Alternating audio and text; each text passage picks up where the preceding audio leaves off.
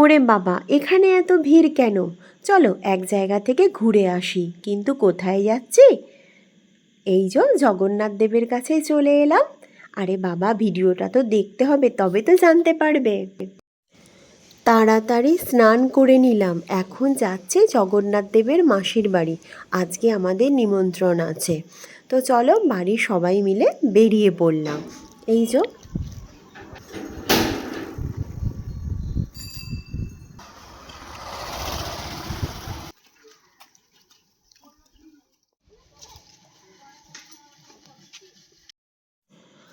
আমরা চলে এলাম সবাই মিলে জগন্নাথ দেবের মাসির বাড়ি।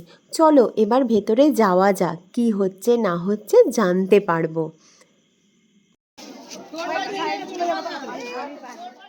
জয় বাবা জগন্নাথ। এই যে জগন্নাথ বাবার কাছে চলে এলাম, তোমরাও একবার দর্শন করে নাও। ঠাকুরের কাছে এলে ভারাক্রান্ত মনও কিন্তু ঠিক হয়ে যায়। আর এখানে ঠাকুরঘরটা খুবই সুন্দর লাগছে, আমার বেশ ভালো লেগেছে।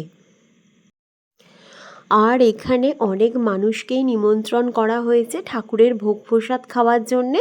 এই যে দেখো কত সব মানুষজন এসেছে, আর আমরা তো আছি।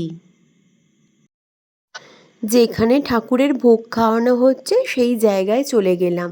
দেখো এখানে প্রচণ্ড ভিড়। আসলে অনেক পাড়া থেকেই তো লোকজন নিমন্ত্রিত থাকে, তাই এত ভিড় হয়েছে।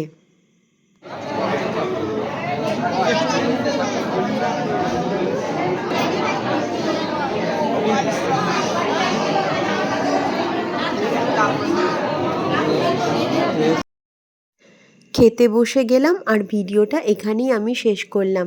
চলো তোমরা সবাই খুব ভালো থেকো।